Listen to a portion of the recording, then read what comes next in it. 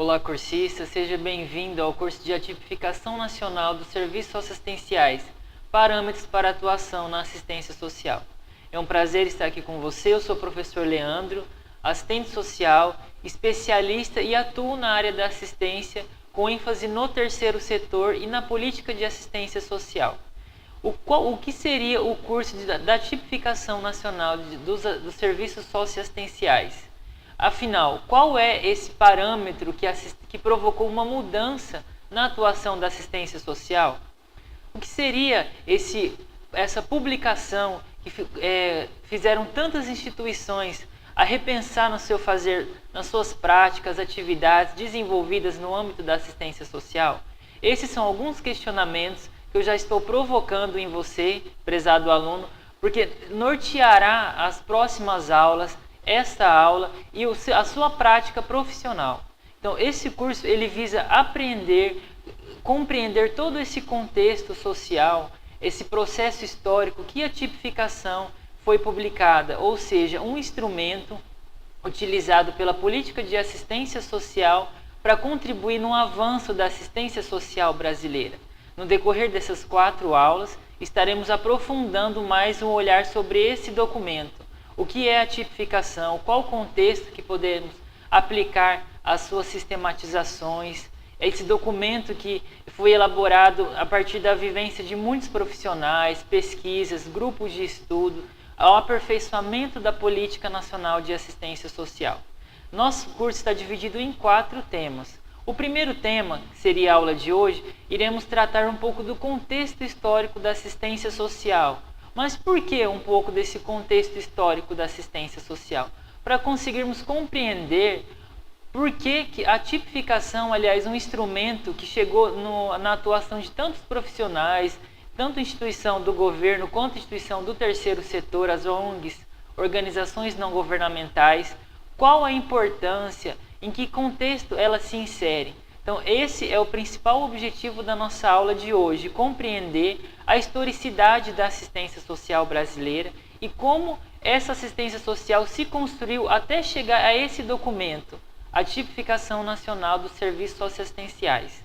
Inicialmente, a nossa emenda, então, a base teórica da emenda seria esta: compreender o que é a tipificação, de que forma esse instrumento se aplica. Na primeira aula, como acabamos de compreender, estaremos realizando uma abordagem histórica. Na segunda aula, já entraremos na proteção social básica, quais os apontamentos da tipificação para compreendermos os serviços a serem executados na proteção social básica, os objetivos, os profissionais necessários para estar desenvolvendo essas ações, os serviços, porque compreendemos que antes da sua publicação, ele era mais amplo. Nós tínhamos o que? A PNAS, que ela dava um viés norteador da proteção social básica, mas os objetivos ficavam um pouco aleatórios. Na terceira aula, avançaremos ainda mais no outro nível de proteção social.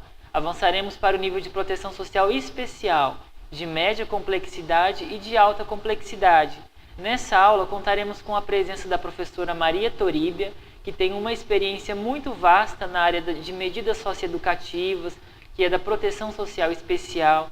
Ela possui um conhecimento que irá conduzir a aula para um olhar mais prático das atividades, do atendimento que deve ser realizado nesse serviço, das especificidades da proteção social especial. Na quarta aula, nossa última aula, contaremos com uma outra participação, a professora Maria Auxiliadora, que possui experiência na gestão da política de assistência social. Mas por que na gestão da política de assistência social? Essa última aula estarei apresentando para vocês, como consta em slide, consta em anexo, material de apoio, o plano de ação socioassistencial, que ele vai instrumentalizar todo esse conhecimento que nós vamos estar discutindo, essa base teórica, nós vamos poder visualizar de modo mais prático. Mas por quê? Parece um formulário? Não, pessoal, já vou adiantando que não é um formulário. Eu alinhei os slides de acordo com o plano de ação para você estar acompanhando. Então, na última aula, nós vamos estar comentando um pouco mais sobre o que é esse plano de ação socioassistencial.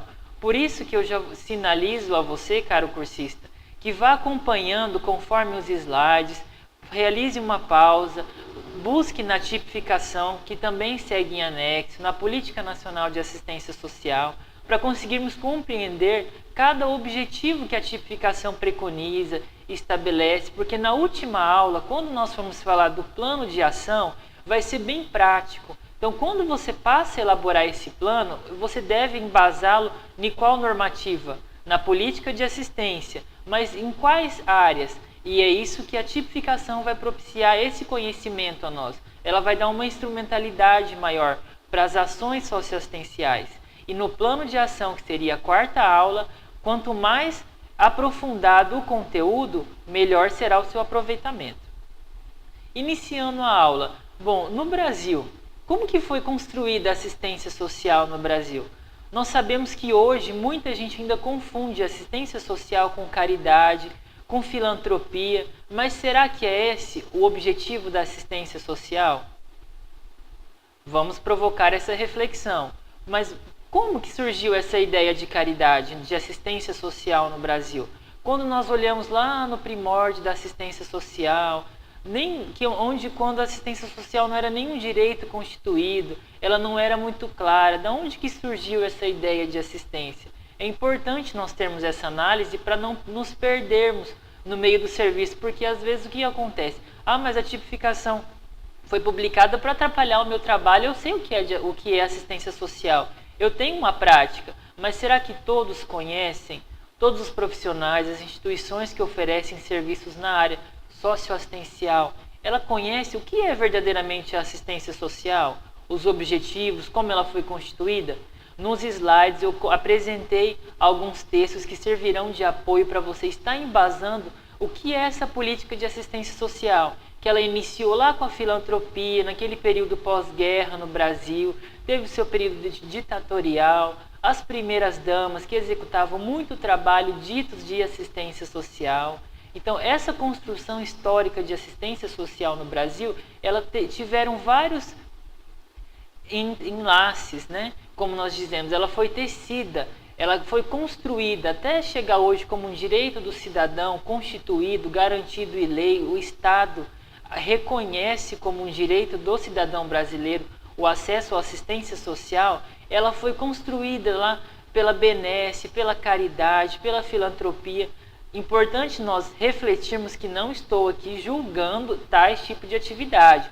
Pelo contrário, elas serviram para um caminhar histórico. Porém, para nossa aula, quando nós falamos de assistência social, é necessário lançarmos esse viés mais crítico, que realmente a assistência social ela progrediu, ela evoluiu de acordo com a caridade, a benesse, mas isso foi um decorrer do processo histórico. Hoje, ela necessita ser executada de qual forma? Planejada, pautada no direito do cidadão, garantindo o seu progresso, o seu desenvolvimento, o seu protagonismo. Por isso que a assistência social, com o decorrer dos anos, a partir da política de assistência social, da Constituição Federal, ela foi estabelecendo normatizações, legislações pautadas para garantir esse acesso ao cidadão, para que não caia lá na benemesse, na caridade e fique por isso mesmo. Então, quando nós pensamos em assistência social, inicialmente já temos que ter isso em mente. Assistência social não é caridade, ela é um direito do cidadão que foi constituído no Brasil em 1988, quando? Com a promulgação da Constituição Federal de 1988, a conhecida Constituição Cidadã. Então, em 1988, a Constituição estabelece como assistência social. Ela já inicia integrando o tripé da Seguridade Social. Então, nesse sentido, a Constituição apresenta, lá no artigo 203, que a assistência social ela será prestada a quem dela necessitar, independentemente da contribuição de Seguridade Social. Ou seja, quando nós pensamos em previdência social, tem direito à previdência social quem contribui, quem trabalha, quem tem um FGTS descontado. Esse é um tipo de que insere no tripé da Seguridade Social, mas é uma Seguridade Social contributiva. É diferente da assistência social, que é um direito adquirido universal. Ele não é necessário ser contributivo quando nós falamos de assistência social. Aí, depois da Constituição Federal, qual o grande normativa que acaba ratificando o que a Constituição Federal estabeleceu, a Lei Orgânica de Assistência Social. Por isso que precisamos sempre estar retomando um pouco. Lá na Constituição Federal, ele falou que a assistência social o Estado reconhece como direito. Mas espera aí, é um direito que precisa ser estruturado.